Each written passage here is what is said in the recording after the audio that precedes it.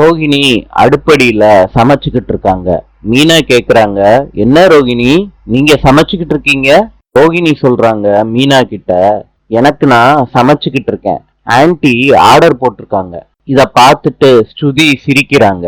ரோகிணி கேக்குறாங்க, ஏன் ஸ்ருதி சிரிக்கிறீங்க? ஸ்ருதி சொல்றாங்க, ரோகிணி ஆன்ட்டி உங்களை கிச்சன்ல கால் படாமையே பாத்துக்கிட்டாங்க. மீனாவை தான் இதெல்லாம் பண்ண சொல்லுவாங்க.